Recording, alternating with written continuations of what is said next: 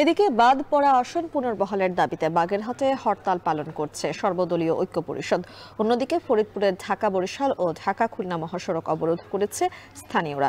এ নিয়ে আরও জানাতে বাগেরহাটে কাটাখালী থেকে যুক্ত হচ্ছেন রামিম চৌধুরী, আর ঢাকা বরিশাল মহাসড়কের ভাঙ্গা থেকে যুক্ত হচ্ছেন মফিজুর রহমান শিপন।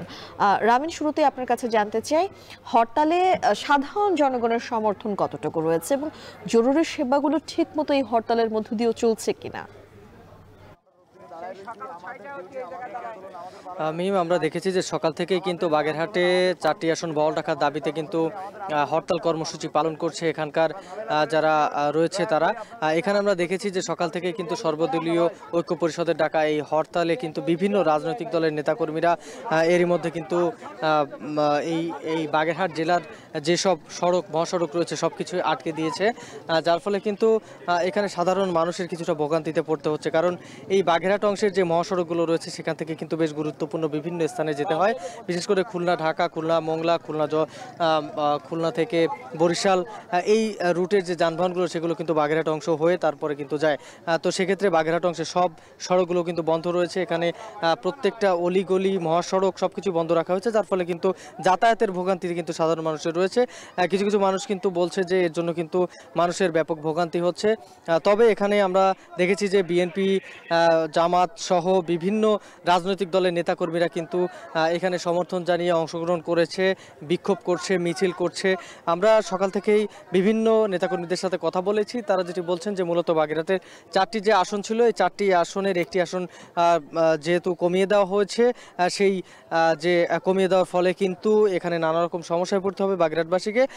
এই যে বরাদ্দ ছিল বাগেরহাটবাসীর এই 4টি আসনের জন্য, সেই বরাদ্দের সংখ্যা কিন্তু অনেকটাই কমে আসবে। এর পাশাপাশি যে বিশ্ব ঐতিহ্যের যে সুন্দরবন সেটি কিন্তু বাগেরহাট অংশে রয়েছে, যার ফলে কিন্তু এটি সংরক্ষণের জন্য যে বরাদ্দ প্রয়োজন হয় সেটি কিন্তু ভাগ হয়ে কমে আসবে এই আসন কমিয়ে দেওয়ার ফলে।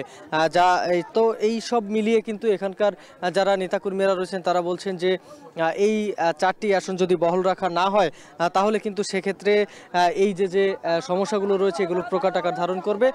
এর পাশাপাশি এখানে কিন্তু সাধারণ মানুষ আমরা দেখেছি কিছু কিছু মানুষ কিন্তু সমর্থন জানিয়েছেন, আবার দূর দূরান্ত থেকে যারা এখান থেকে যাতায়াত করতে পারছেন না তারা কিন্তু ক্ষোভ প্রকাশ করেছেন এইসব বিষয় নিয়ে। তো সব মিলিয়ে বললে চলে যে সব দলের অংশগ্রহণেই কিন্তু এই যে হরতাল সেটি কিন্তু বাগেরহাটে পালন করা হচ্ছে এবং এটি কিন্তু চলবে 48 ঘন্টা পর্যন্ত। আজকে এবং আগামীকালকেও কিন্তু এই হরতাল কর্মসূচি পালন করা হবে।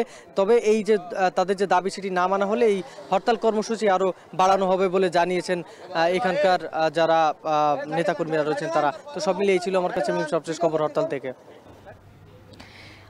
এবারে আমরা যুক্ত হব ঢাকা বরিশাল মহাসড়কে ভাঙা রোডে থাকা সহকর্মী মফিজুর রহমান শিপনের সঙ্গে। শিপন, অবরোধের কারণে যান চলাচল পরিস্থিতির কি অবস্থা এবং অবরোধ কতক্ষণ নাগাদ চলবে সে ব্যাপারে কিছু জানতে পেরেছেন কিনা?